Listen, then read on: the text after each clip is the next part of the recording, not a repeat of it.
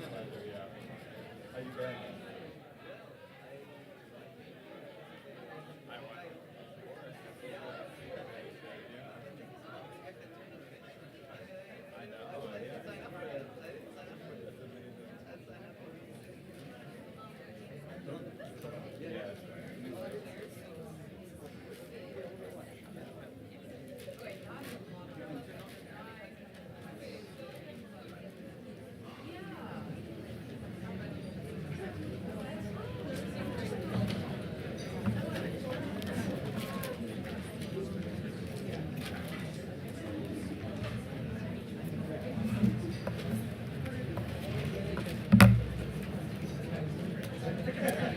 I'm looking for Erin. Someone to tell me start or don't start.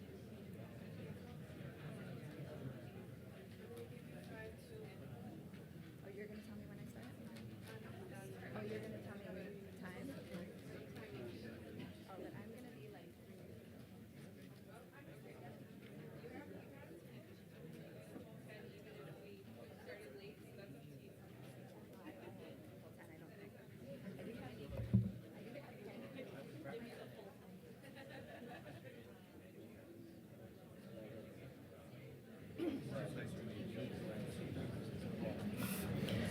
Welcome, everyone. Thank you so much for joining us. If you are able to, please have a seat. That would be great, and we are really excited to get started. My name is Jennifer O'Donohue. I am a Senior Fellow and Deputy Director at the Center for Universal Education at Brookings, and it is my great pleasure to welcome you to CUE's annual symposium on education systems transformation this year, with a focus on the whys, whats, and hows of centering young people's voice and agency through research and policy. So glad to have those of you who are able to join us in DC in the room with us, and to those of you joining us online as well around the world. Welcome, and thank you so much for being here for this really critical conversation and topic that we're going to be working on today. If you have questions that you want to submit, we encourage you to submit those throughout the event. You can write to us at our email at events@brookings.edu. You can also submit any questions via X using the hashtag #YouthAgency, and we also encourage you to comment on the conversation today throughout the day using that same hashtag #YouthAgency. So, throughout the day, we'll have the opportunity to engage in conversation, learn together, make and deepen connections, and strengthen our commitment and our clarity to take action as researchers, as practitioners, policymakers, educators, students, funders, activists, parents, and just humans interested in working across generations towards a more just and inclusive world. Young people today face complex challenges, from the climate crisis to increased conflict, displacement, and political uncertainty, that intersect with historical injustices, legacies of colonialism, including gender-based violence and discrimination, economic inequality, ableism, and racism.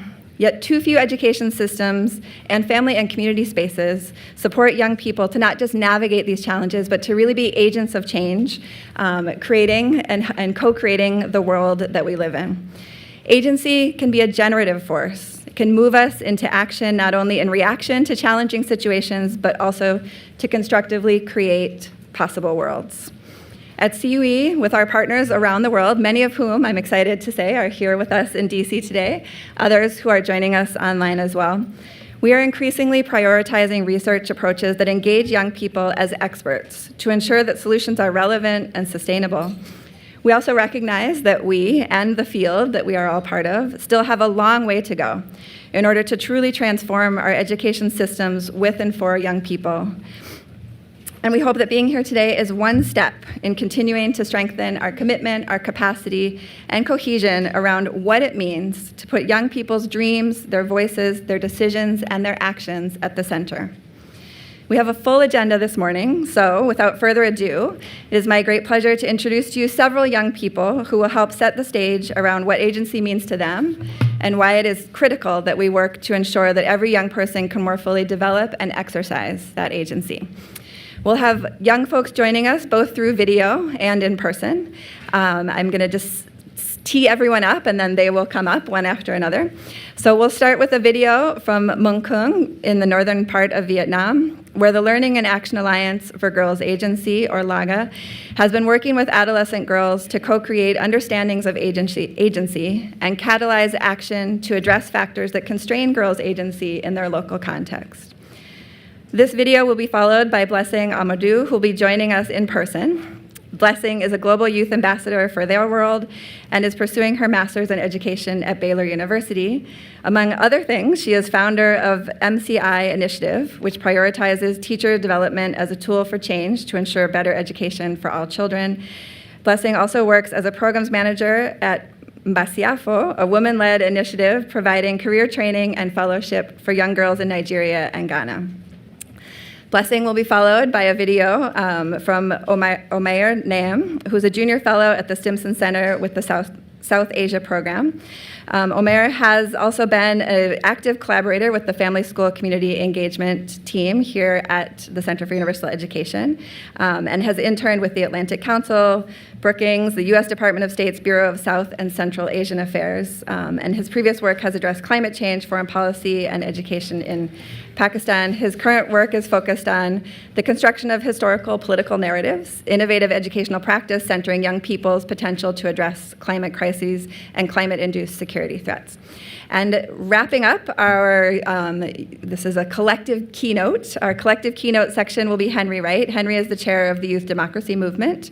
Henry was also elected the Global Youth Representative at Education Cannot Wait, which is, as most of you will know, the United Nations Global Fund for Education in Emergencies and Protracted Crises. He was the first young person, democratically elected to this governing body, and he represents 130 youth-led NGOs from 40 countries on the high-level steering group chaired by the UN Special Envoy for Global Education.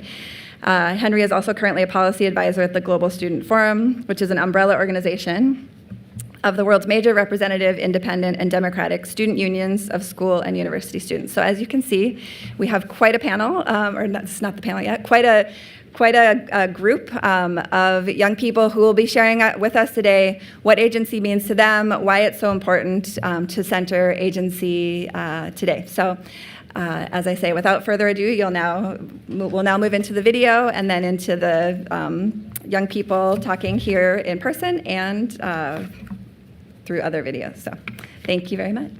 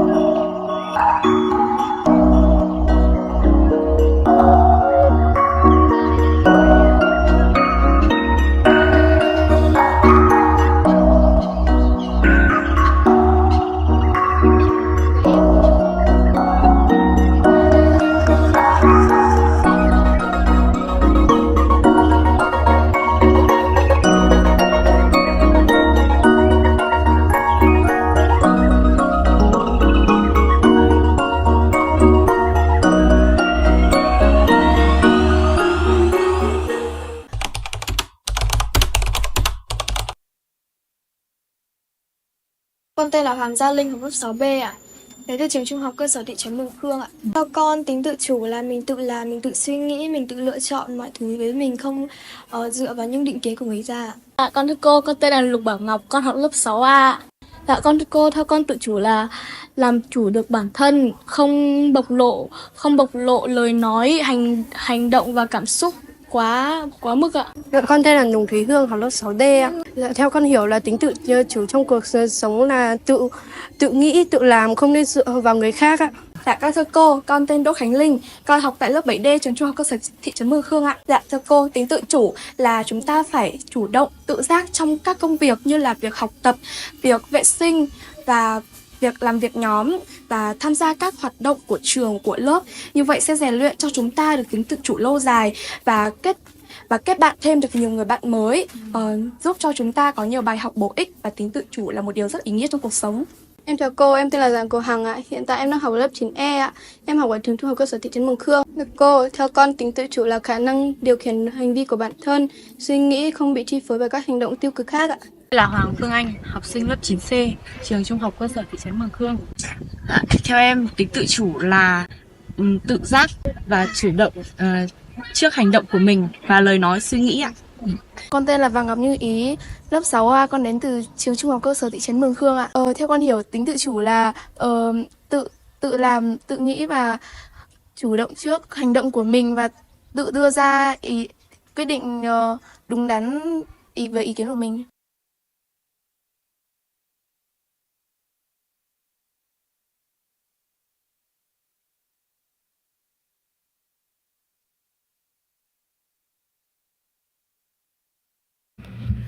Good morning, everyone. Hope you can all hear me. My name is Amodu, and I'll be speaking on centering young people's voices in and through research and agency and policy. And for me, education is my own agency because it's my way of seeing the world. It has been a personal journey for me, and I want to share a bit of my story and how education has transformed my own life and path. I'm a global youth ambassador of their world and also a graduate student at Baylor University in Texas, which means I'm pursuing a part in research a bit. It all started while I was growing up in a small village in the north central part of Nigeria. And I wanted to go to school, but I couldn't communicate well in English at first. When a Liberian family moved into our compound and their child spoke fluent English, I became very interested in learning the language. And my mom encouraged me to pursue education. But there were many challenges. Finding a proper school in my community was difficult due to lack of funds, teachers, and infrastructure. And there's still a problem in many schools in my region today, in fact, till tomorrow, actually. Because of this, my parents decided to move to the city, hoping I'll have better access to education. And this decision was important, especially because my mother comes from a lineage of female farmers who have never had a chance to go to school. So education was never something that was handed to her. It meant a lot for me to become a graduate, as it was something she had never had. For my mother, education was a key to opening doors of opportunity for me that she had never had access to. And that's why she's always and would be my role model. I share this because it shows how coming from an underserved community didn't stop me from getting an education. And now that education has helped me to become an advocate for others, as a young woman from underserved communities, I want to show others, especially girls, that education can open doors and change lives. And I want to be a role model just as my mother was for me. 7.9 million girls, about half the population of New York, are out of school, and that's a huge number coming from a community where many girls don't have access to education. And I felt the need to act. I realized it wasn't about me or about ensuring that girls everywhere had the chance to go to school and achieve what they want. It's about empowering women and girls through education, and that has been my key mission. To tackle gender inequality and education, we must advocate first for early childhood education. And as an early childhood educator, I see firsthand how important early years is for child development. These years lay foundation for everything else. It helps mothers to return to workforce, boost the economy. Children with strong early childhood are likely to succeed in their careers and also in life. Yet early childhood is often neglected, underfunded, and undervalued, and we cannot ignore that early childhood is something very important. This issue is quite personal to me. I've seen how many early years crises affect families, and I feel for those who are struggling. It's not just about one child or the family, it's about everybody. We don't want to invest in early childhood alone. We want to ensure that every child has access to education. As we sit here today, what about the future do you think about? Is it about the people who are affected by early years? Let's name them and bring them to the room. Their families, wives, husbands, and friends. Let's leave this room with a renewed commitment to invest and advocate for children in education, and also to join movement and adjust or change policies starting with early years. This will ensure that millions of girls, like I was from a rural community, would have access to proper education and opportunities. And it will give younger generation a strong foundation in education and a better chance for success. And together, we can make a difference and help create a more equal and empowered future for all. Thank you.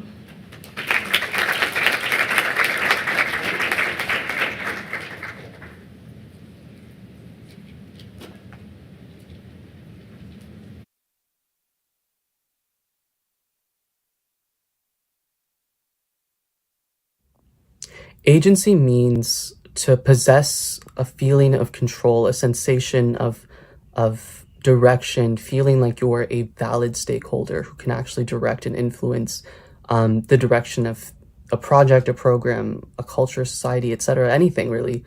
And it's important to promote youth agency in particular because young people are the future. They are the drivers of change. They are innovative problem solvers and community builders and deserve to be respected and uplifted as valuable contributing members to society.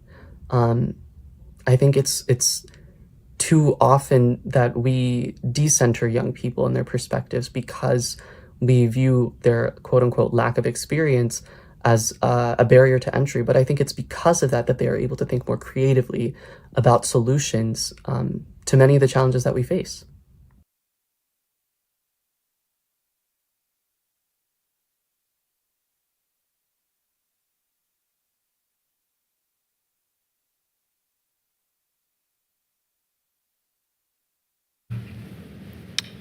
Good morning, everybody.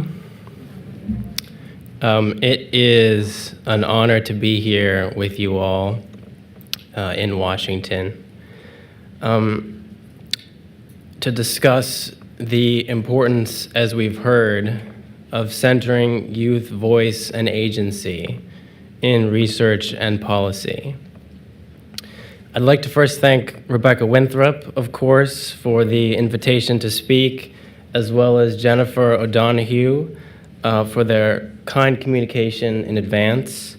In the interest of time, precision, and simplicity, I aim to keep my remarks as brief as possible. We've gathered here today because intergenerationality is at a crossroads. More than 40 countries around the world are affected by crisis. At least 60 more countries receive developmental assistance to restore, strengthen, and reform their education systems. And in the United States, as we all know quite well, schools and universities are facing the worst crackdowns on academic freedom in half a century. In the face of internal conflict and international instability, young people, as we all know, are told that the world's problems will be theirs to solve in the future and theirs alone. And yet, when we raise our voices on campuses and in city streets to protest injustices and propose solutions, we are told again to fall silent and to return to our assigned place. Agency is defined as the capacity of an actor to act in a given environment. Under the present model, youth agency, it is unfortunate to say, is structurally unsupported, at times actively suppressed, and most often forgotten.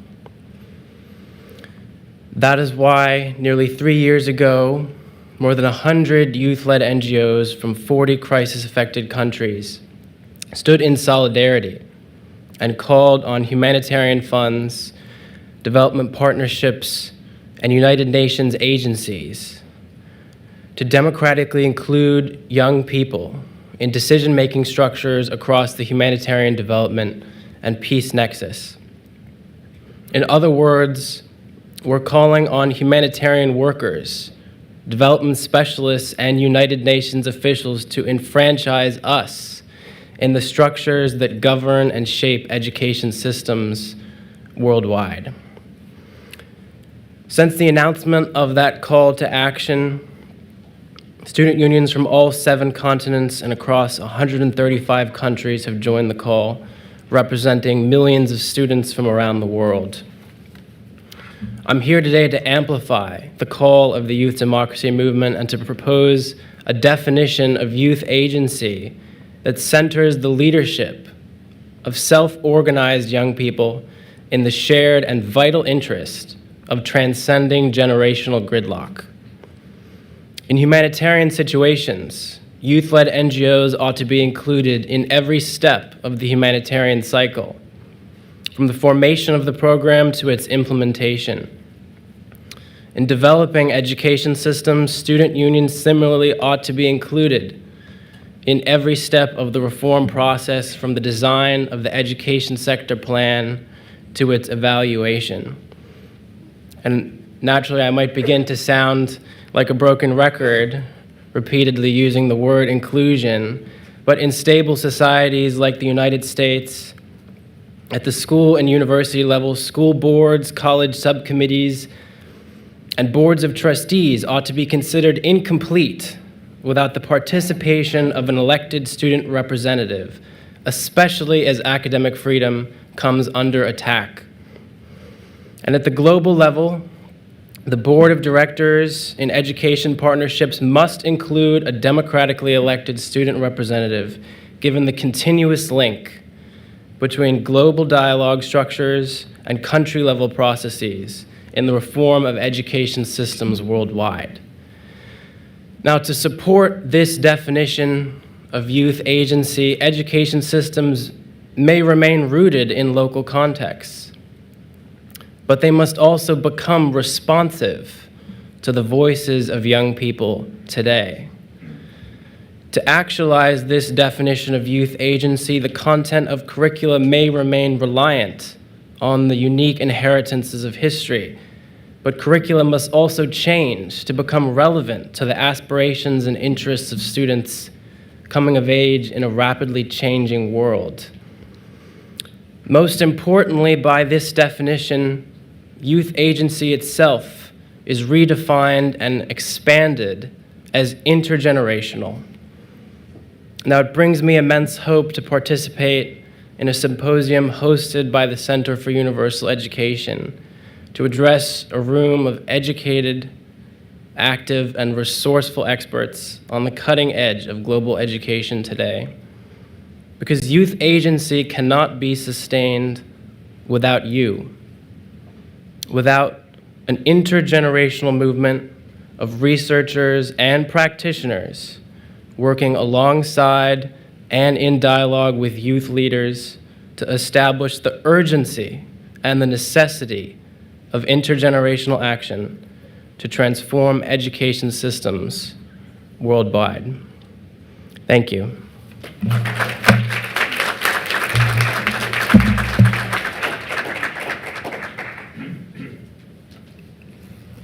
Good morning. It is a very hard act to follow. 3 incredible voices. So thank you all for being here and for participating, to our young people who always speak truth to power. I'm Rebecca Winthrop. I'm the director of the Center for Universal Education. It's a total pleasure to have you all with us. I was asked to give a little research presentation, which is just food for thought on the topic of let's see here. How do I click? Where do I click? There we go. On the topic of student agency and how it intersects with education and learning. And this is a quick synopsis from a new book I've co-authored called The Disengaged Teen, Helping Kids Learn Better, Feel Better, and Live Better. And this is US-based research. And I offer up some of these insights as conversation starters. I'm pretty sure they apply to other high-income countries. I'm not sure how they apply, how they would translate to low or middle-income countries. I'd be very curious, people's thoughts and ideas. It was based on very robust research here in the US, from surveys with my colleagues at Transcend to a lot of qualitative research with young people. So to kick off, what is the difference between motivation, engagement, and agency? We have defined student engagement as the external manifestation of student motivation. So for example, I'm very motivated because my son keeps telling me that I'm getting older, I need to work out, or I'll get osteoporosis. I need to go to the gym, I need to lift weights. I'm motivated, I promise. But I have not yet signed up for a gym, so I'm not engaged, actually, in working out. So the motivation is internal, but until you do something with it, that's engagement. I also wanted to sort of highlight for all of you what we mean from the academic standpoint about student engagement. There are many dimensions of student engagement in the academic literature. The first three are highly agreed upon. So what students do with their engagement is called behavioral engagement. Do they show up to school? Do they do their work? Do they listen in class? What students feel is emotional engagement, which is, are they interested in what they're learning? Are they enjoying the experience? Do they feel they belong? What students think is cognitive dimensions of engagement, which are often deeper learning or self-regulated learning strategies. Do they persist when things get difficult? Are they connecting what they're learning in one class to their life outside of school or to another class? And you can be engaged in all three dimensions and be responding to what is asked of you in school. And so we really, in our work, added this last dimension, what students initiate. We did not make this up. This comes out of the long work of John Marshall Reeve and many of his colleagues across 18 countries and across 20 years, very well documented, which is around what students initiate. And that is how students influence the flow of instruction to make the learning environment more supportive or interesting to themselves. It is proactive. It is the engagement piece that is agentic, and it is called agentic engagement. And that is where I really see agency coming in to the learning process when you talk about student motivation and engagement. So there are many reasons to care about agentic engagement for young people in the learning process. Schools around the world, certainly across the United States, have to deal with many, many things, and often this idea of student agency or student engagement or student motivation seems to be an afterthought, as I think, Henry, you pointed out quite beautifully. Actually, we're incomplete if we don't center it. And from the evidence, student engagement is incredibly important. It is what is described as a moderator variable. So in any context we find ourselves, any young person with a teacher in a classroom, with a parent at home, with a coach on a sports field, how engaged that young person is highly related to what comes out the other side. So if you care about achievement, if you care about attendance and completion, in the US we have a large problem with chronic absenteeism, as do many other countries in the world. You should care about engagement. If you care about achievement and learning outcomes, you should absolutely care deeply about engagement. If you care about adolescent mental health and student well-being, you should care about engagement, because engagement supports all of those things. And on top of it, this is engagement writ large, but on top of it, when you look just at the dimension of agentic engagement, what students initiate, there's about 35 randomized controlled trials in school comparisons, classroom to classroom, that really show when kids are agentically engaged, and most crucially, when kids have the opportunity, when adults give them the opportunity to be agentically engaged, they have more initiative, much higher positive self-concept and better mental health, more pro-social behavior. They get better grades. They learn more. Their skills are higher. And I would add, it's in orange there, this is not in the research, but I would add logically that they're being prepared for a world of generative AI, which is coming across the world. It is not by no means in every community, but it will be there at some point soon. And we need our young people to have agency and take initiative over their learning in a world when so much will be done by artificial intelligence. This is actually one of the most important things, I think, that I've learned from this work. So I keep thinking about student agentic engagement as the ice cream, not the cherry on top of the ice cream sundae. I think we need to flip our sort of vision of where it belongs in the education design. So part of the reason we found in our work that student agentic engagement has not been given the prominence that it deserves is that it's very hard to see student engagement. We heard from educators and school leaders, these often 3 or 4 dimensions of engagement: behavioral engagement, emotional, cognitive. What am I supposed to do? There's a classroom of 30, 50, sometimes 100 kids. Am I supposed to be looking at each child with each dimension and trying to figure it out? It's very difficult to use those academic constructs practically in the teaching and learning process.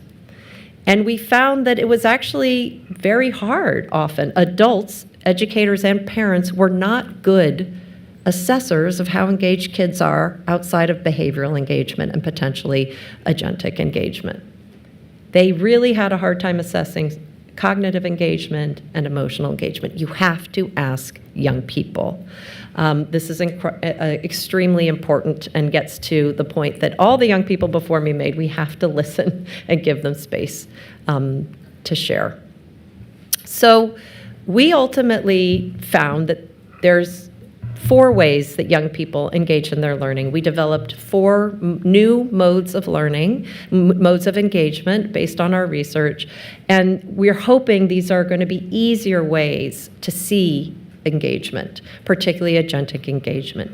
You see there's passenger mode. These are the kids who are behaviorally engaged but are attending school but kind of dropped out of learning, doing the bare minimum.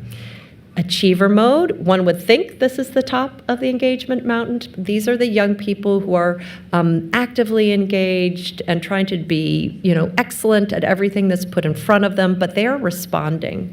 They are not agentically engaged. They're, deeply engaged on many dimensions, although sometimes I will say they are quite fragile learners because are afraid of failure, and so not emotionally engaged, but trying very hard, behaviorally and cognitively engaged. Then you have kids on resistor mode. These are the quote-unquote problem children that everyone thinks of when you hear of a disengaged student. Avoiding, disrupting, class clown, not doing homework, skipping class, maybe chronically absent. But we did find that these young people have a fair bit of agency and gumption and chutzpah, and they are using their voice. They are influencing the flow of instruction, just not pointed towards their learning. They are making it known, often inappropriately, that this isn't working for me. And so we have to listen to that. And we actually found that they pivot much more quickly than kids in passenger or achiever mode to explorer mode, which is really where we want young people to spend time in, which is where young people have agentic engagement. This is where they're engaged, they love learning, and they're engaged across all 4 dimensions. And it's really important to note that kids in explorer mode, as I said before, are getting better grades. There is not a trade-off between achievement and agency when kids are given the opportunity to explore. These are not labels. These are not identities. This is not a way to pigeonhole kids. Young people move between the modes based on their context. It can be based on a teacher they have. We found actually a lot of kids in passenger mode inside school and explorer mode outside of school in extracurriculars, et cetera, and or out of school time. I see Andrew from Big Picture Learning. Sometimes when your school design is spending time outside of school and workplace learning, they're in explorer mode in school because they have much more chance to explore. This is the second to last slide I'll leave you with. This is data from the US on how many students are in different modes, because we actually did find that students felt that even though they varied a little from class to class, they kind of felt stuck in a mode. And we worry about kids getting stuck in achiever, resistor, or passenger mode. So between 5 and 6 for our global colleagues, this is a transition from primary school to junior secondary, or for elementary school to middle school. And you see the dark blue is achiever mode and the light blue is passenger mode. So once you shift to middle school and high school, much more passenger, much more resisting. And the green, it's hard to tell there, it's at the bottom, less than 4% of kids in middle school and high school said they had learning experiences and opportunities to regularly explore. So for us, the message is we need to give kids more time to in explore mode, we need to give them more agency in their learning. And there's a wide range of things that we can do. I'm not going to go through them all because we're going to talk about them on the panel and the rest of the day. There's a lot that families and communities can do. They have a big influence on developing students' engagement in school and agency. There's a lot teachers can do regardless of the curriculum, regardless of the disciplinary procedures. There's a lot that schools can do on their own. And then, of course, you can look to full-scale school redesign. So with that, I will stop and hand over to all of you.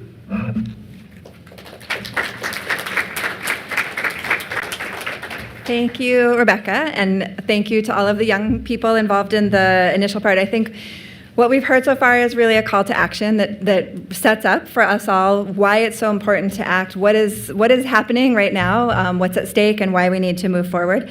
So next we have a panel that we really want to work to focus in on the practical nature of that. So we understand that we need to do something. We understand that we need to try to be different and work differently and engage young people differently. So we now have a great panel that's going to talk about how that happens in a practical way from various different perspectives. Our panel today will be moderated by Franco Mosso-Cobian, who's one of our colleagues and partners. Franco is an international consultant, entrepreneur, and author focusing on youth leadership, systems change, and learning ecosystems. He's the co-founder and former CEO at Enseña Peru, which is part of the Teach for All network, and is currently promoting research centered on youth participation and citizenship at OAC at the University of Toronto. So, Franco, if you want to come up, that's great. And I'll continue on. Joining Franco is Rebecca, who you all know and was just here. So I will not give a further introduction to Rebecca. She's Senior Fellow and Director at the Center. Please come on up.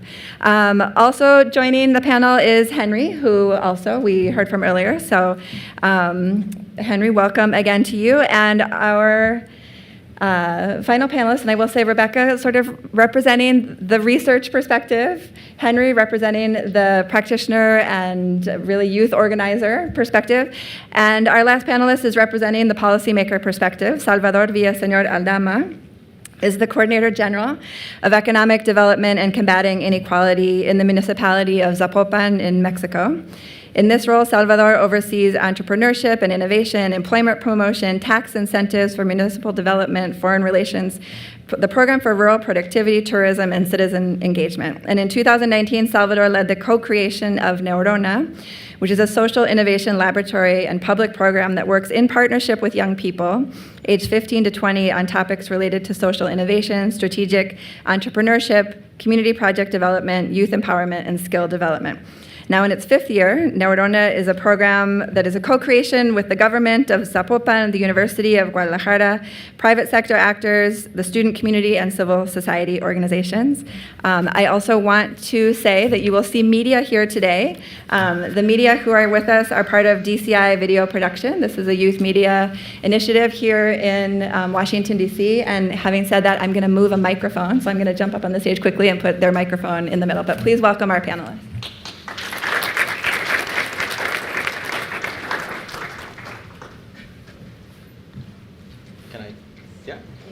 You all hear me okay? Hello? All right. Okay, no time to lose. Thank you for this wonderful panel to have this discussion. We're going to move into the practical stuff. I was just listening to and taking note of some of the phrases that we heard from the girls of Vietnam. For example, we heard, "Without no one deciding for me." That's the first phrase that caught my attention. Blessing said, "Let's name them and invite them into the room."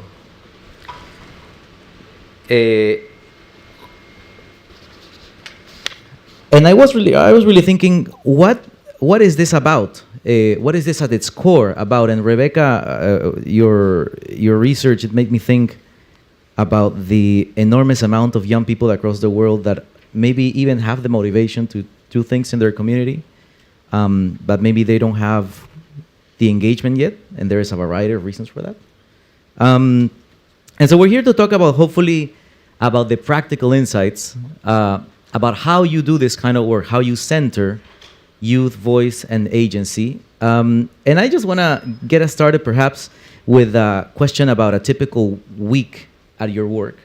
How does a typical, when you think about your work about centering youth agency and voices, could each one give us maybe a 2.5-minute description of what does a week look like in your own work? And what are the kinds of choices that you have to make? What are the kind of guiding principles that you have? Because you all, in a way, you have certain kinds of power in your hands and in your decisions, and whenever you have the microphone. So why don't we start with Salvador, perhaps? I'll translate. I am sorry. Yes. Yeah. Well, I'm very happy to be here in DC. Franco, can you translate for me? I'll translate for you. Yeah. Yeah. Bueno, como bien bienvenidos. Bueno, estoy muy contento de estar aquí con tantos jóvenes y principalmente tantas mujeres. Siguiendo el contenido de lo que comentamos en este evento, para tomar nosotros, quiero dar un contexto de lo que pasa, en lo que sucede en México. En México, las personas entre el 15 y 29%, las edades entre el 15 y 29% forman el 25% de la población de todo el país. O sea, es muy importante los jóvenes en México. O sea, estamos hablando que es un alto porcentaje de lo que es la población. So the first piece of the context is that young people in Mexico comprise about 25% of the population of the whole country. Ya. En mi ciudad, en Zapopan, solamente hay 390,000 personas, que eso representan el 25% de los jóvenes, de las y los chicos que viven en Zapopan. Es por eso que en el gobierno de Zapopan hemos puesto a los jóvenes como en el centro de la creación y de la generación de políticas públicas. So in our government in Zapopan, there are 390,000 people altogether. Yeah. And we have put at the center of the creation of policy, we have made the decision to have youth voices at the center of the creation of all the policies in Zapopan. Nosotros, bueno, la gente de mi edad, comentamos siempre que los jóvenes son el futuro del mundo. Pero para mi visión, obviamente son el presente, pero más que el presente, deben de estar ustedes siendo agentes de cambio, como bien lo comentamos, y participando en el desarrollo de lo que se está generando en torno a las problemáticas de la ciudadanía, en base al pensamiento lógico de los jóvenes. So usually people in my age, they say that youth are the future. But we have the narrative in Zapopan that young people should be actively creating solutions that respond to the challenges of Zapopan and actually using the logics, the ways of thinking, bringing them to the table to do this creation of policy and to start solving the problems through these perspectives. Y para finalizar esta parte es concluir en que realmente los protagonistas, los protagonistas deben de ser los jóvenes, porque realmente, al punto de vista de lo que vemos en la visión desde el gobierno, que las generaciones han cambiado muchísimo y que realmente la generación tanto de centennials, and millennials, and generación X, and generación Z, realmente es una perspectiva de cambio totalmente diferente a la que vivimos nosotros. Y si no entendemos eso, desde ese punto no podríamos avanzar para crear una generación a futuro en México y obviamente una ciudad para jóvenes a futuro. And it is critical to understand the differences between the life experiences of different generations and bring that also to the forefront of how we collaborate across generations, because otherwise it's difficult to imagine new generations coming and dreaming and creating the future of Zapopan. ¿Sí? Gracias. I've collaborated with in Peru, and I know it goes against the grain to do that. I was just talking to a policy maker in Ayacucho, which is a region in Peru, and it is hard to not start writing that policy, pause that, and then start talking to youth before you start designing and then executing. No. So how about Rebecca? How about if we go with you? What is a week of your life in Very working boring, with youth? I'm afraid. I sit in a lot of meetings. I sit at my computer. I write. I read. I analyze data. I don't think that's going to be very inspiring. But what I do is exciting for me, at least. So your question was about trade-offs, right? Yep. And student voices. I mean, first off, I think I need, and I'm looking for them here. I have had the benefit of being able to work with incredible young people myself who work with us. So I do want to shout out to every last one of you, all of you, because I feel like my ability to stay current with the world and get ideas and move forward is very informed by the young people I work with. A shout out to Ashley and Natasha, who named my LinkedIn newsletter, and I have Winthrop's World of Education, and I was like, does that sound like Wayne's World? And they were like, what are you talking about? And I was like, okay, we're gonna do it. So, that's one tiny example. So I do want to say that that's one way that I feel I get a lot of energy, is from listening to team members and people I work with. But I wanted to talk a little bit, your point about tension, and I'd like to hear your point, actually, Franco, put you back on the spot, because the tension that I hear, again, as I'm interviewing people and visiting and analyzing data and sitting in meetings, there's a tension I hear from educators around efficiency and getting things done that they feel they need to get done because they have pressure from above, they're not making it up. And giving young people voice and agency in a classroom and space, and fear that will be messy, go off the rails, and that's a real tension. Yeah. And I think we should honor it and listen to it. And I do think if you are able to give kids agency, either within your classroom or within your sort of school design, it actually makes everything better. Kids are more motivated, they pay more attention, they're more interested, they engage more. So I do think it's worth it, but I think there's a real tension. That is true. That is true. I think what I hear you say, and I love this part because I've spoken to a number of people across the world that collaborate with young people, and it is not often the case. It is often the case saying, I'm going to hear your opinion, and then I'm going to call the shot about the title of my LinkedIn channel, no? It is not that often that says, you're going to influence and call some of the shots about my own work. No, I've heard people now talking across the world of being mentored both ways. I've experienced that, no? True mentoring from generation to generation. And I think that the tension that you speak about, I think it's also related to teacher isolation. No? Sometimes teachers are isolated in their work, and they feel all this tension and pressure with overloaded curriculums and directives.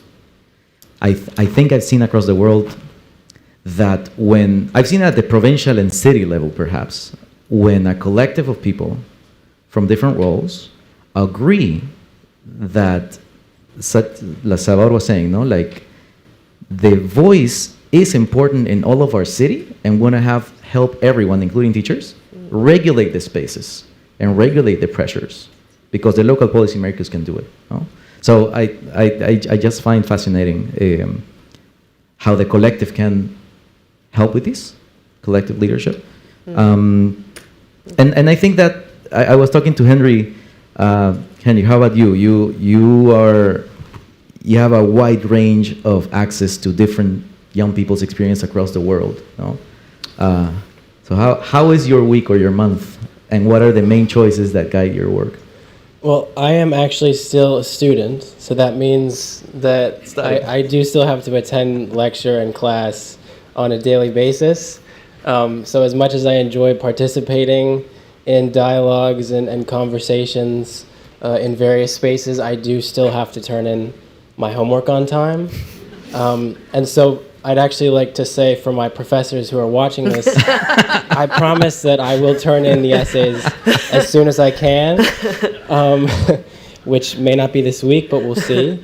But in terms of navigating spaces on a regular basis and attempting to sort of parse through principles that make engagement possible, I think a lot of young people can certainly relate to the experience of feeling invisible and unheard.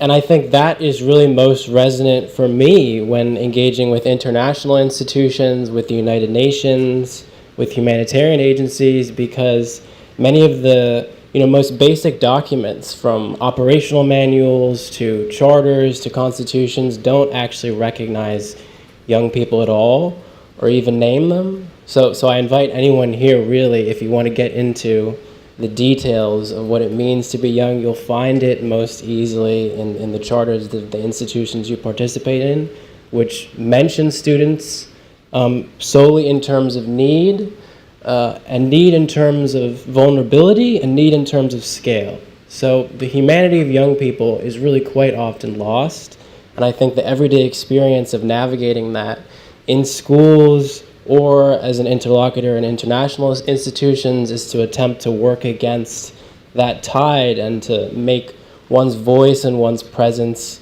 visible despite the lack of language supporting that.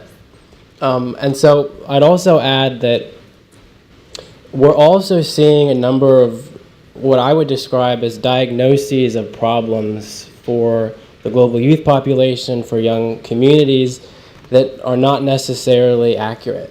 Of course, young people are suffering from increasing levels of anxiety and depression. They are struggling with absorbing false information and coming to terms with the rise of, populist movements around the world.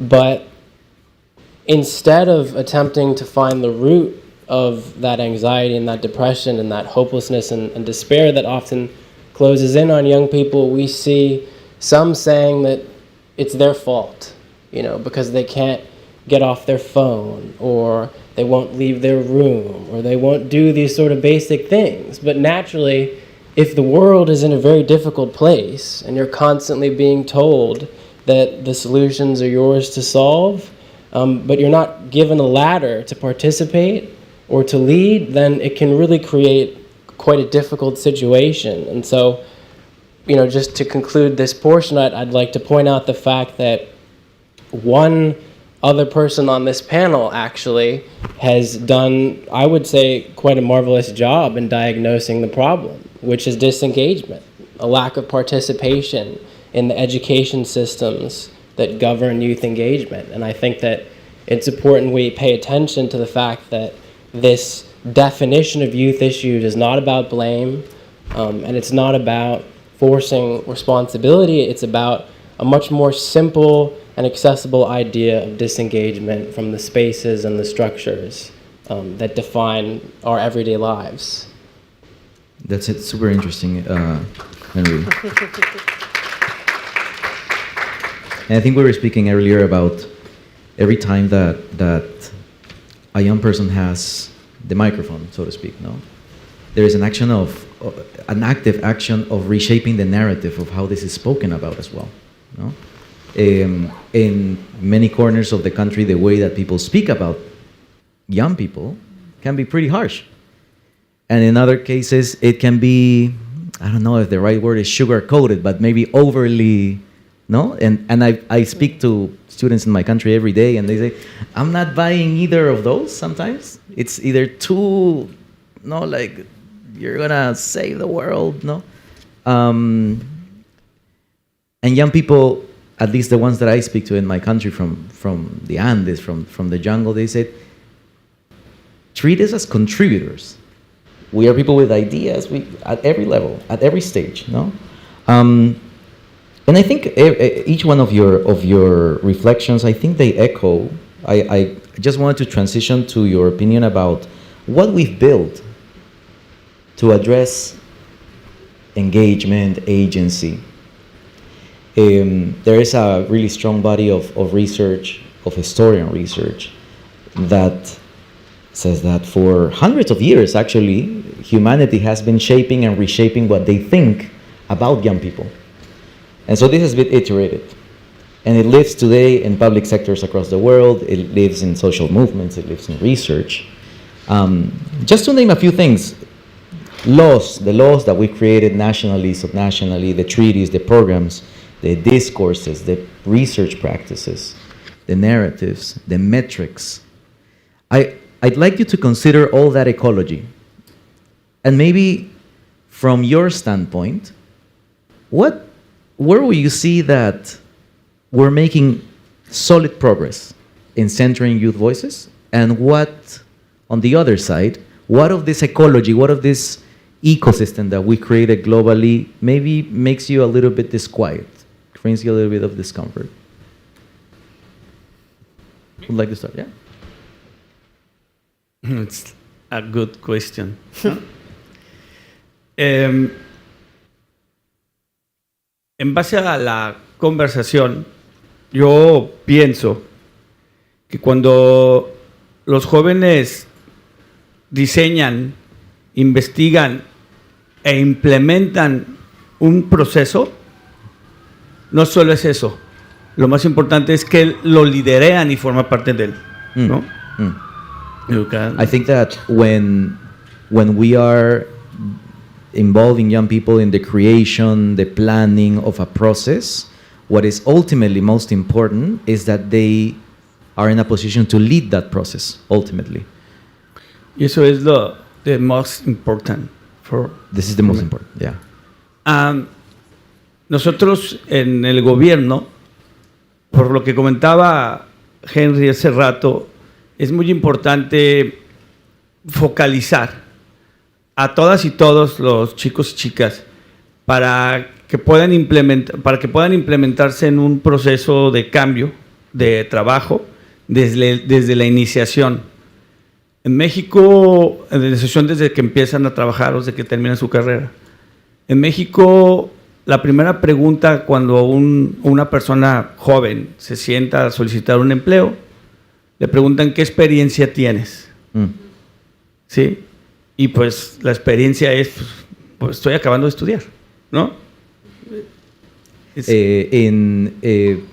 For example, in an agency of work in Mexico, whenever you go to an agency and want to apply for a job, they ask you for your experience. This is so familiar for me. And the guy says, well, my experience is I've had 13 years in school and I'm looking for a job, ¿no?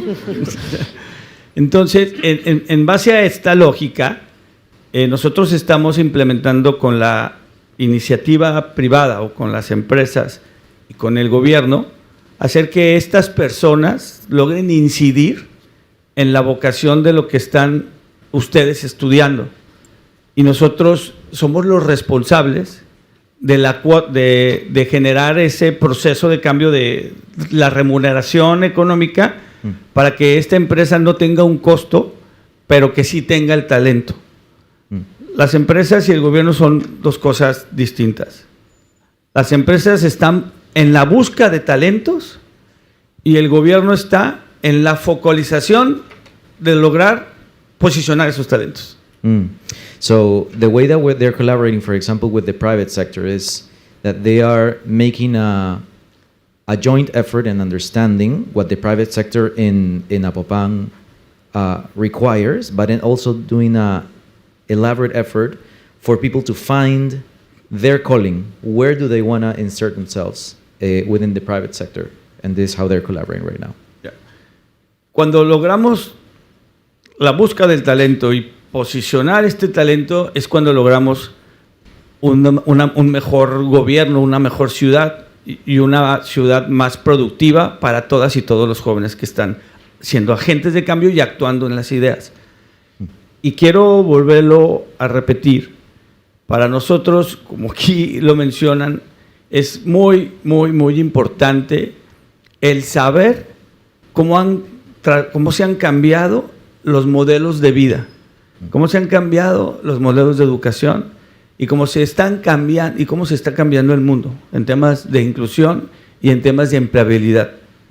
Yo hace 20 años nunca me imaginé que fuera a ser un sector productivo, y lo estamos ya logrando incidir en el sector productivo en México, bueno, en mi ciudad, que los jóvenes desarrollaron contenido digital o que los jóvenes pudieran desarrollar su talento siendo comunicaciones por medio de un celular.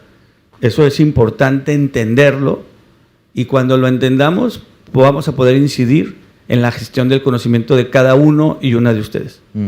So it's not only about finding talent. I think what Salvador is saying is most fundamentally is about the policy has to be infused with this notion of young people as change makers, and if that starts guiding the process of policy making, for example, for the search of a job of all the young people in that area, then you start thinking, okay, if I see them as change makers, then maybe I could enable digital content.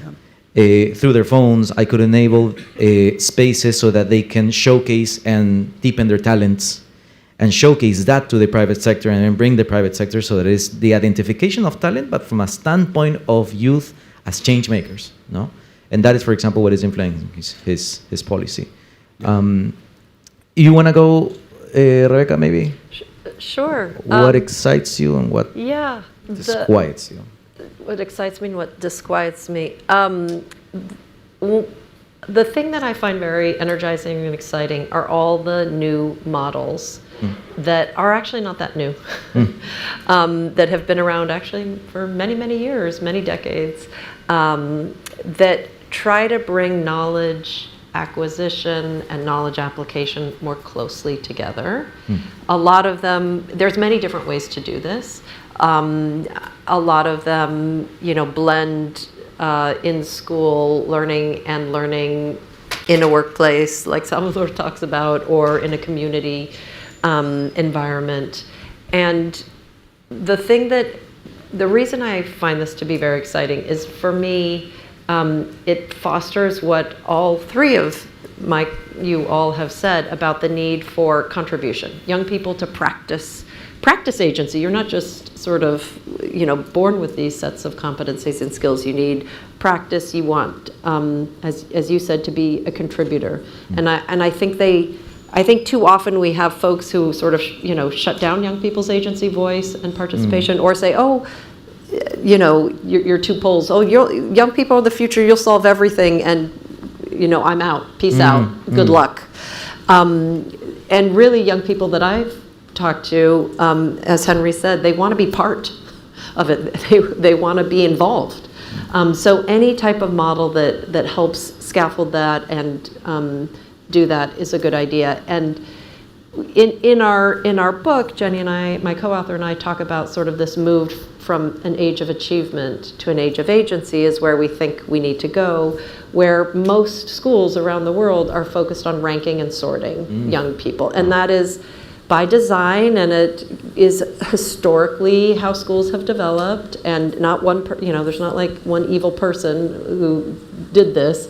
It's just the purpose it filled, which is sort of who are the top people to go on to higher education.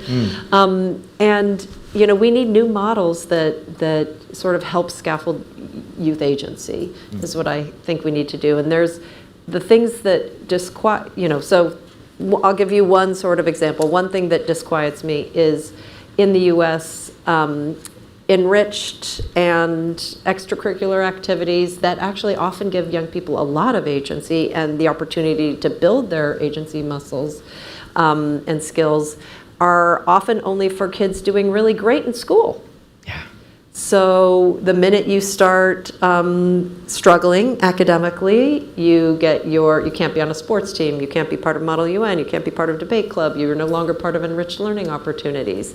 So in the US, if this is a national survey, if children are getting C's and D's, 30% of them are involved in extracurriculars, more or less, and children getting straight A's, 60% are involved in extracurriculars. So so that is worrisome, because actually those types of opportunities are exactly what young people need who are struggling academically.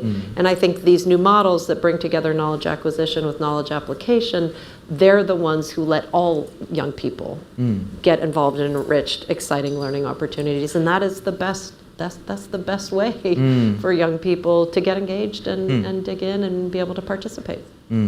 It's so similar to what I hear from my students. I'll go to you, Henry, in just a second, because I'm interested in your take as well on this. The narrative of young people as change makers, but in a context where we're used to rank people. And the number one conversation that I have with my students in Peru almost every week is, sometimes I am more concerned about where am I in the ranking of change making than actually the change making, no? And the harshest conversations about this are about mental health, right? Because we know that this happens in schools with grades and with the courses, but if you would have asked me maybe 5 years ago, if I would anticipate that the number one conversation is the invisible rankings, and then the problems of accessibility, no? Like I work with a lot of kids in rural areas, and the circuit that we've built of spaces that exists, but it's not accessible to everyone, and there is a body of research about that, no? Henry, I want to hand it over to you. What is it that solid progress of this whole ecology, what disquiets you in this whole ecology? I mean, in terms of solid progress, to take a very broad view, if you'll permit me, I think it can be quite easily argued that the 20th century was probably the bloodiest and most violent century in human history, that included the greatest loss of life from countries around the world. And I think it's important to take a moment to acknowledge that from the ashes of that century, a United Nations was constructed, which is frankly a brilliant mechanism that supports peace building, sustainability, climate action, and potentially intergenerationality. And on top of that, there are higher levels of students in schools around the world, despite the negative statistics that we're seeing on the internet. And so I think first, if we take that relative standpoint, things are ultimately much better than they were before us. And the structures that did not exist previously that offer tools for peace building and diplomacy and intergenerationality do exist. I think to share a brief story that illustrates, I would say, both progress and the challenges ahead. I recall a few years ago at the Transforming Education Summit, which was part of the General Assembly in New York at the UN headquarters, where I believe Rebecca also spoke most eloquently. I was struck because I, along with a delegation of students from around the world, had been invited to participate. But as I later wrote, most symbolically in the seating arrangement, young people were physically kept separate from ambassadors, civil servants, members of the older guard. And I think if we just think about the image of a seating arrangement where young people are sitting and where the leaders that they need to be taking lessons and cues from and to working with in participation, if the seating arrangement at its most basic level continues to be separate, then it's going to be very difficult to turn around and share a word or a conversation with a leader like Salvador, for example. So I'm glad to be here and to be sitting between two leaders.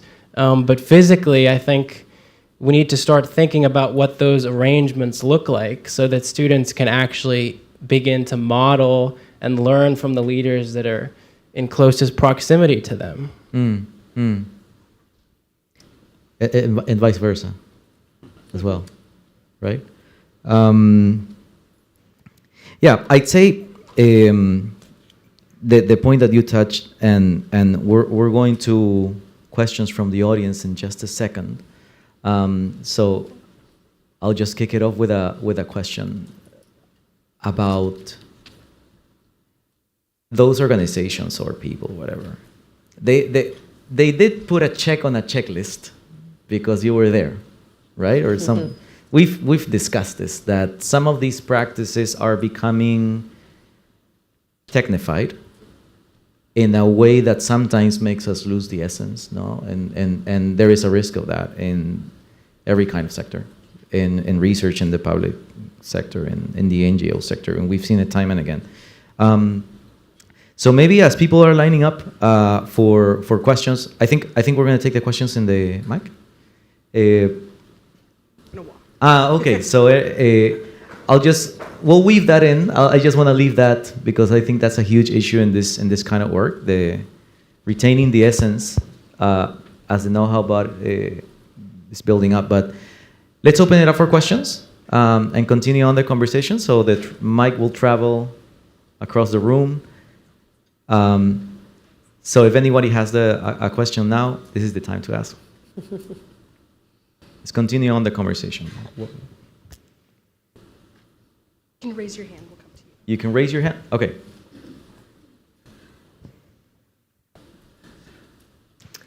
Hi, thank you for such a refreshing diagnosis. I find that amnesia for adults is just so widespread. We all were invisible and treated horribly sometimes by adults.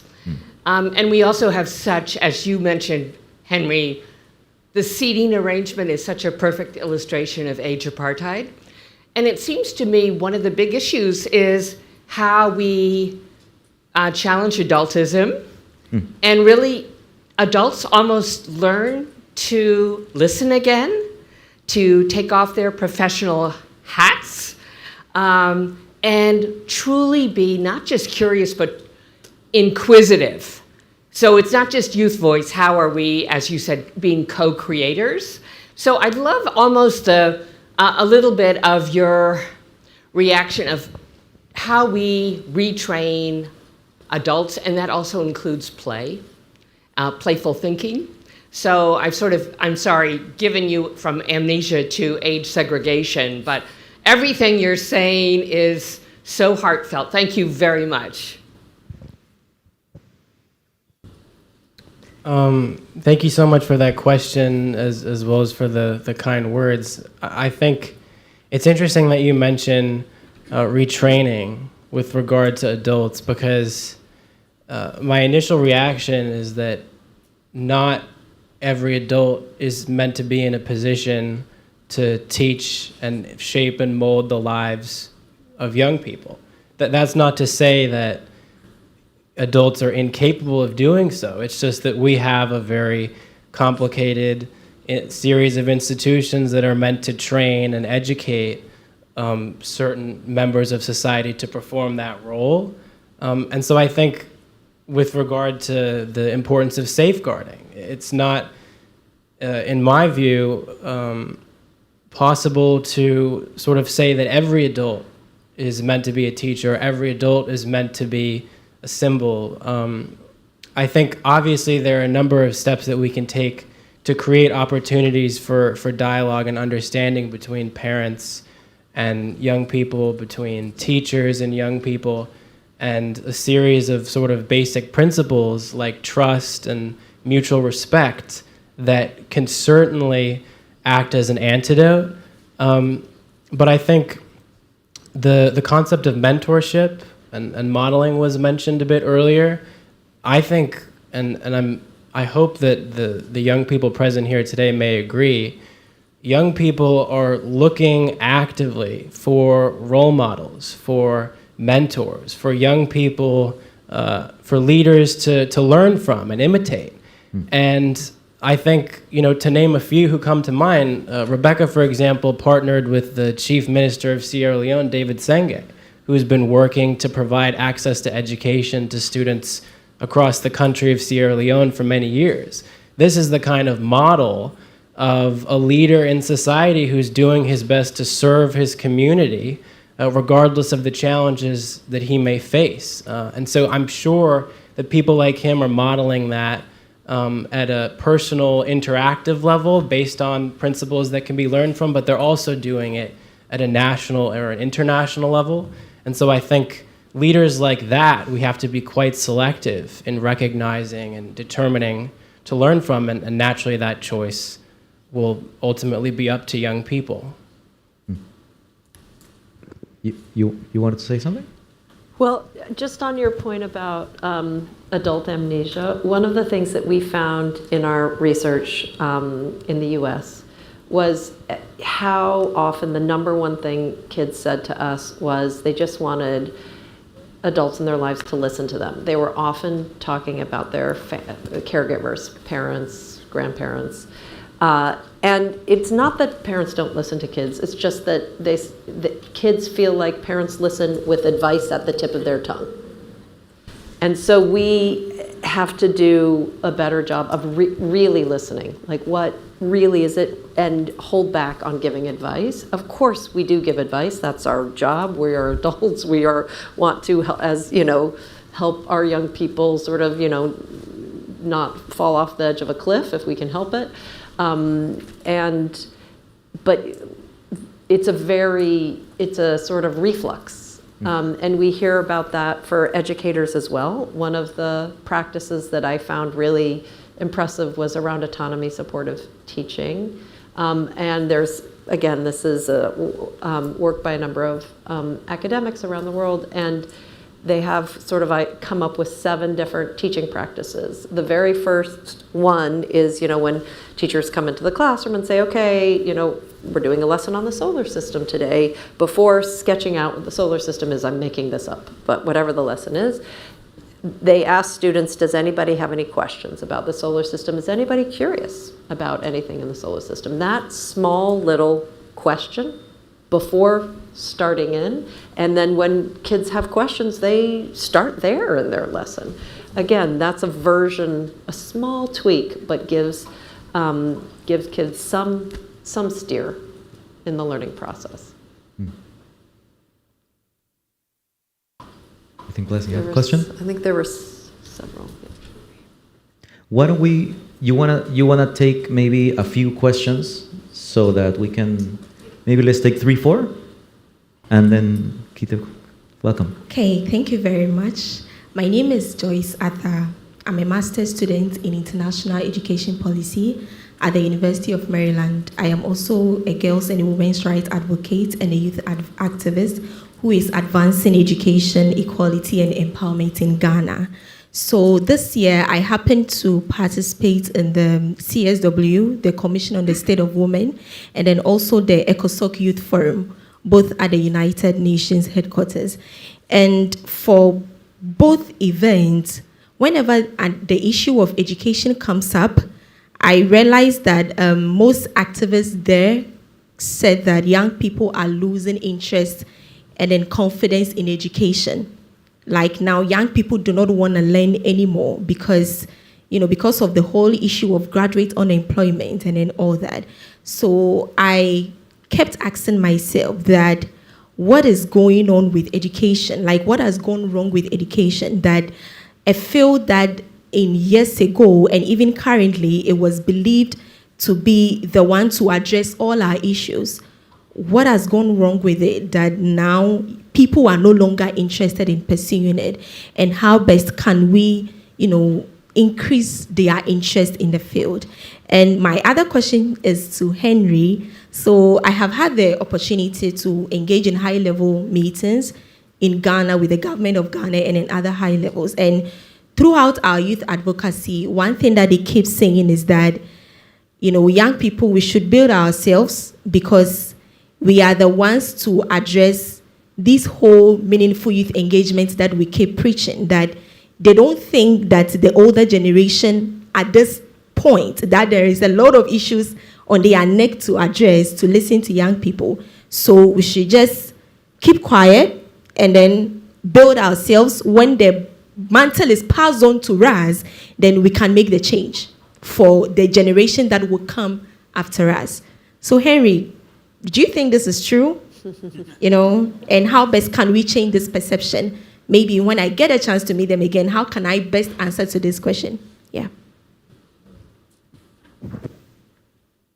Good morning. Marcel Riku from IREX. I like to maybe still delude myself that I'm young, but my back is increasingly telling me that may not be the case. Rebecca, my question is directed to you. I think you really lay out a compelling case for a significant challenge. You just talked about one specific idea that would be a pretty quick change, right? Like start your lesson with a question. But then you can imagine a range of things up to flipped classrooms, which take a lot more upfront effort or change. But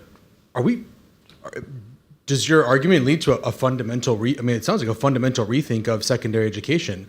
What's the point of it in the 21st century, and are we actually delivering on that? So maybe I may actually need to go buy your book, but maybe short of that, or in bridging to that, what do we need to be thinking about and doing? I think both here, but then also what does that mean for the rest of the world? Thanks.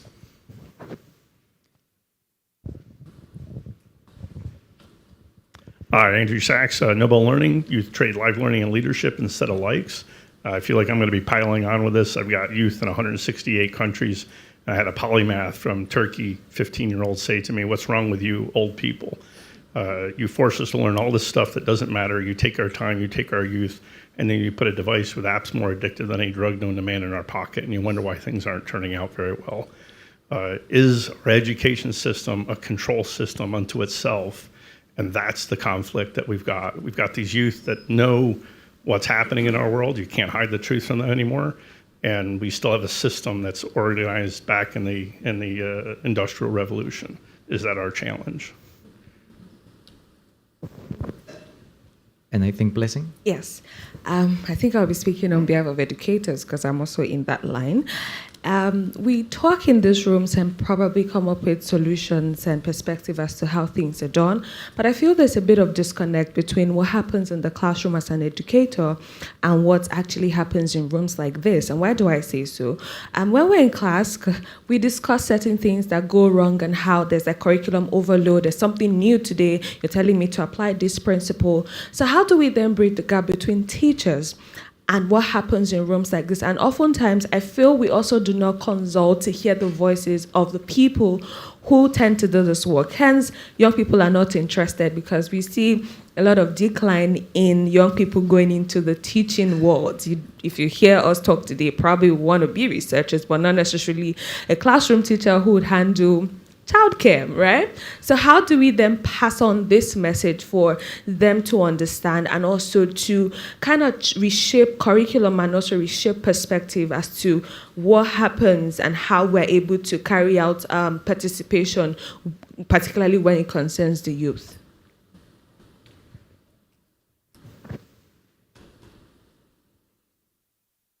Good morning. Thank you again for a tremendous presentation. So I'm Mike McCabe, formerly of USAID and USG agencies.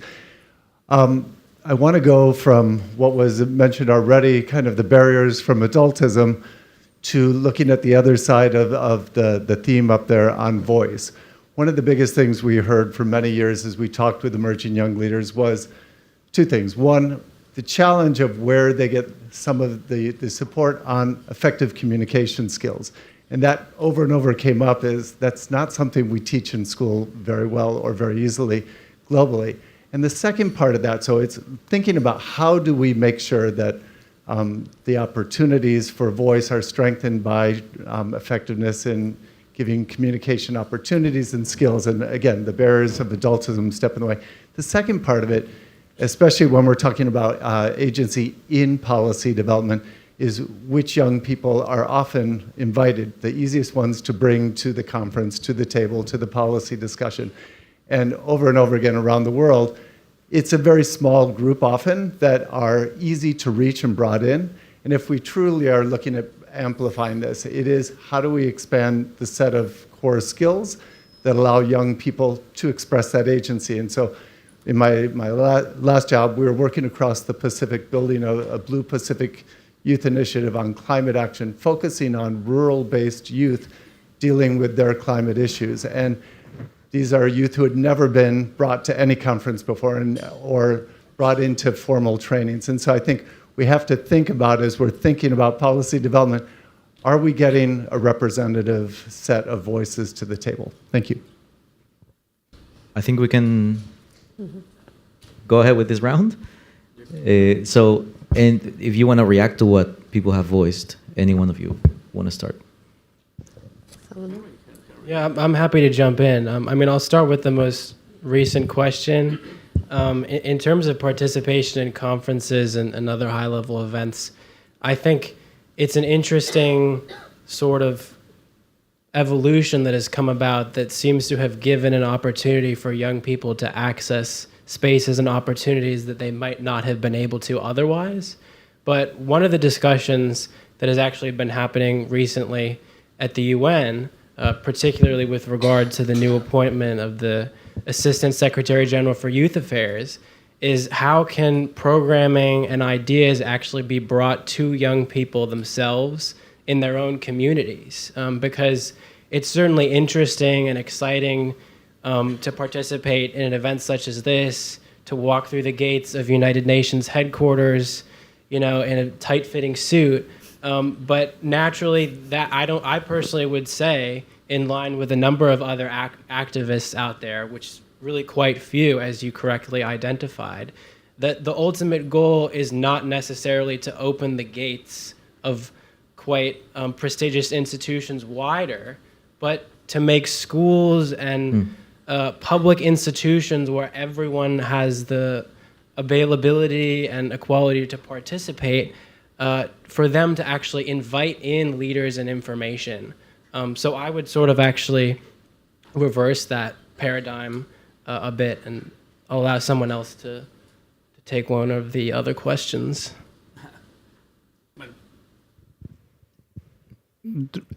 Allí escuché de cómo la asociación lograba incidir o cuál era los procesos, ¿no?, de mentoría o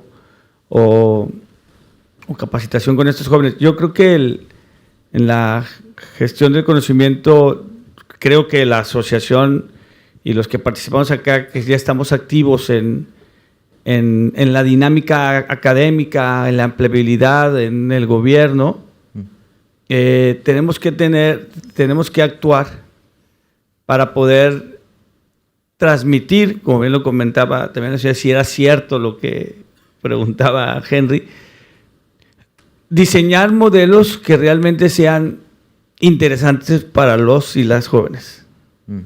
O sea, que es más o menos. Si nosotros desde acá en las mentorías, en las capacitaciones, no hacemos procesos interesantes para ustedes, es como si no estuviéramos formalizando nada. So when Salvador hears talking about mentorship and programs, etc., the key concept that he's trying to transmit is the effort is in making these services, these projects, interesting to engage with. That's really important. Yeah. Otherwise, it will just stay on paper, and that kind of engagement will not happen. Y Henry, que es el más joven, comenta: nosotros los jóvenes necesitamos mentorías, capacitaciones, tener un líder, referentes, pero si ese referente, esa mentoría y esa capacitación no va abocada en una gestión del pensar o del conocimiento a lo que Henry en su visión o de ustedes es lo que él formula que puede ser positivo para la juventud y para esta asociación que se está creando, que está desarrollando, no lo podríamos lograr, pues. Y es por eso para mí el focus, obtener. Yo hago trato de hacer mucha información de ustedes para yo focalizar con la experiencia que tenemos nosotros lo que realmente es interesante para ustedes. So this is very interesting because Salvador says, if we design, in this case, a mentoring system in which Henry is going to participate, we don't actually gather a robust amount of data about what he thinks is something, a really good mentoring system that is not going to fly. So his perseverance as a policymaker is how do we set up these systems of information so that they can bring quality information about what young people in their jurisdiction expect of their services, and then just build in. We've heard about this, no? Why isn't that happening? We've heard about this over and over. There's been a bunch of questions about the education system, and I'm happy to take the purpose of education. There were two sort of paired twin questions around that, but I also had a question back to you, Salvador. After I answer, I would love to hear from you, because you've done a very radical thing in your municipality about centering young people involved in as a participant in all policy making. It's quite radical, and I would be very curious what they say about education services and the purpose of education and how that has changed what you're looking at in terms of delivering education. So that's my question. Back to you. Yeah, but I will answer on my own. So, you know, I do think that ultimately we need to really radically rethink the purpose of education. In the biggest picture way, I think, you know, this model of schooling for, you know, young people, everyone going to a school in their community for, you know, 13 years or 10 years or 8 years around is one that's in virtually every country in the world. It's an incredible logistical feat. Like I mean, it's amazing. Like, it is actually also the number one sort of way in which government and public service is embedded in communities around the world. It is one of the main nationalized childcare systems in any country in the world. And so, you know, you have that on the one hand, and I've certainly talked to Education for All advocates over the years, of which I've been one, and saying, do we dismantle that? I think for equity reasons, we don't want to dismantle it. It is one way to really try to level the playing field and reach all young people, no matter where they're born or what language they speak or what immigration status they have, what religion they are, whatever division you have in a jurisdiction between people.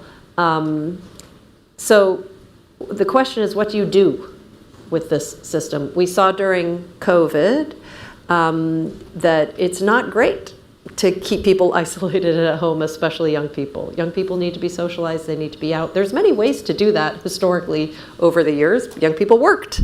But at the moment, to participate in our modern world, they need a certain set of skills. So for all those reasons, I think when you talk about rethinking the purpose of education, I'm not in favor of getting away of dispensing with schools.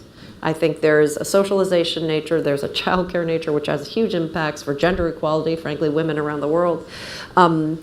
It serves many functions. So for me, the idea is to really, you know, reinvent that. What is it that a school could be in a community? Could it be a hub of democratic participation, of experiments with developing young citizens? Could it be that young people are learning skills, academic skills, but are actually involved in solving problems in their communities? And I would say it's much more than beyond high school. There's many networks, but one is Design for Change that, you know, give young people agency as young as 5 or 6, of course, with a guided by an adult to solve problems in their community. And they identify problems. You know, there's a great example of 6-year-olds being like, in the park I go to, this is one example, the trash cans are too high, I can't throw my trash away.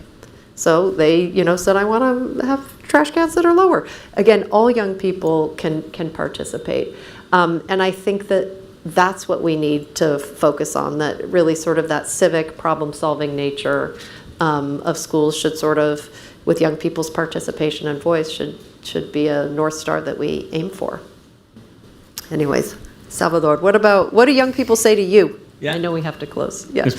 Espero responder bien tu pregunta. Quiero poner un ejemplo. ¿Sí?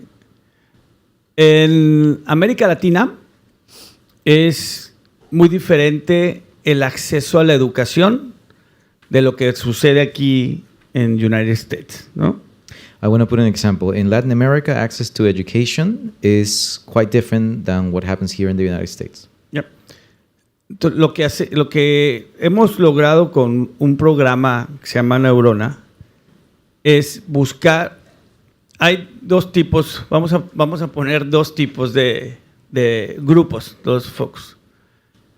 Uno que son estudiantes del high school y otro, personas que viven en una comunidad sin acceso a la educación, de la misma edad. ¿Sí?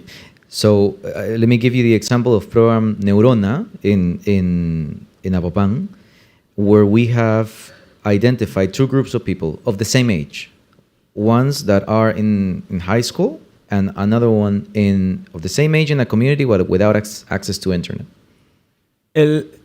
Están los dos grupos y el gobierno únicamente es el pivote o el agente de cambio. El gobierno únicamente es el organismo rector. Entonces, los de la comunidad tienen una problemática sencilla que puede ser que no hay un médico cerca de su comunidad o de su colonia. Plantean esa problemática. No hay médico y no hay acceso inclusive al sistema de salud ni caminos para ingresar. Eso sucede en Latinoamérica. ¿Sí? So, for example, in the community without access, there might be an emerging issue. There is no medical attention, no access to it. Entonces, por medio de las personas que están estudiando, hacen una cohesión de la comunidad con el grupo estudiantil y focalizan o buscan tal vez a una persona de la comunidad, a una persona de los que estudian, que esté estudiando medicina, o sea, un paramédico, o tenga un acceso inmediato para una solución para cualquier tipo de urgencia básica. Entonces, al focalizar a esta persona, solucionas una problemática de que realmente no tenían ellos la idea de cómo hacer una solución a una problemática médica, ya sea un piquete de escorpión o una caída, una fractura. X o Y, algo simple, pues estoy haciendo una hipótesis, ¿no? Hipotéticamente. Sí. Eso lo hacen los jóvenes. Eso hacen los jóvenes. Los jóvenes de la universidad, con los líderes jóvenes de la comunidad, investigan, cuestionan e identifican para que ese identificado sea la solución de la problemática que sucede en la comunidad, pero que la hacen en cooperación. This is so cool. So the young people from the community without access to internet collaborate with young people that are in universities or in other fields to actually come up with a solution to this problem of lack of medical access. They identify a professional and then they craft their own solution, no? Basically, through the process. Yeah.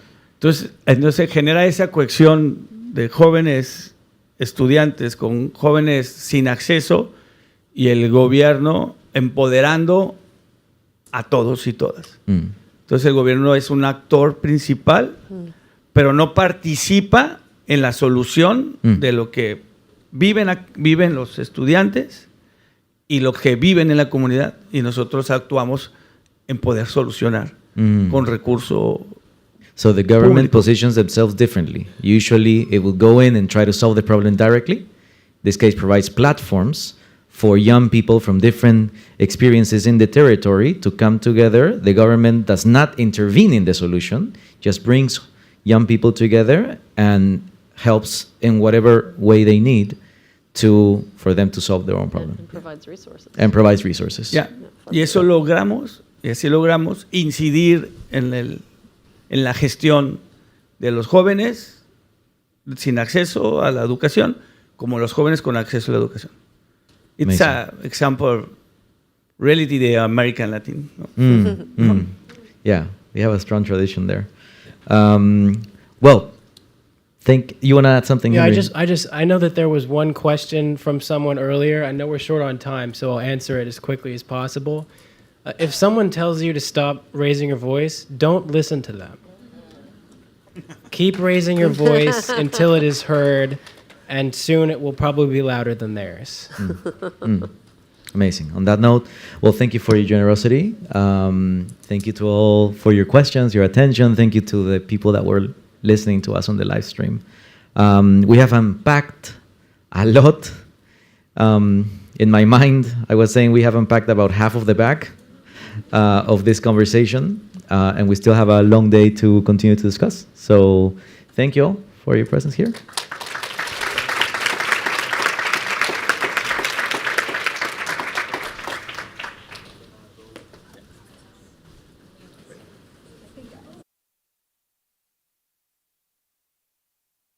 And come back in about 20 minutes? 10 minutes. 10 minutes. Okay, so 10 minutes. Do what you need to do in those 10 minutes. Here, thanks.